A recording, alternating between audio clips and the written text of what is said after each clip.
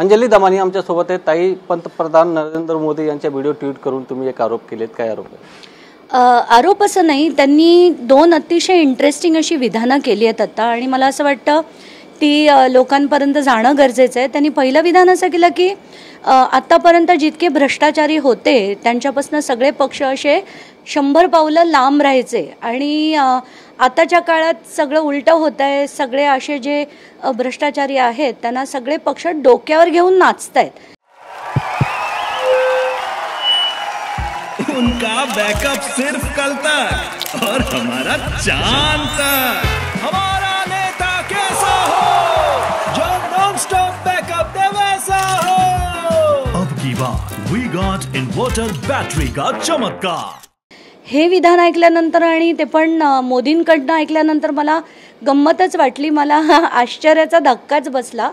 आणि त्यानंतर मी आणि एक विधान ऐकलं ज्याच्यात ते म्हणतात की मैंने जिसका खाया है उनसे वो वापस लूँगा, जिसने खाया है उससे वो वापस लूँगा, और जिसका खाया है उसको वो वापस दूंगा.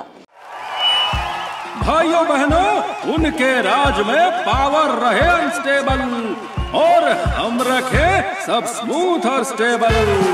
हमारा नेता कैसा हो जो स्टेबल पावर दे वैसा हो. अब की बार वी गॉट एसी स्टेबलायझर का चमत्कार.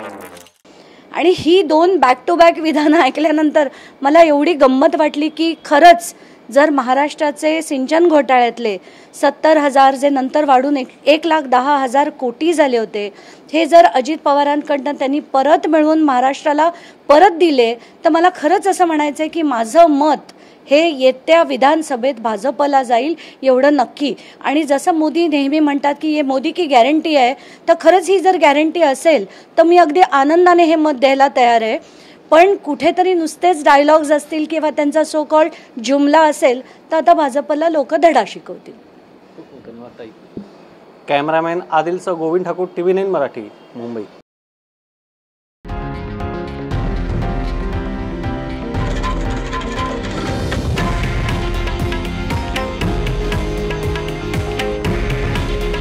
हे आहे देशातील नंबर 1 न्यूज नेटवर्क आणि आपण पाहत आहात TV9 मराठी.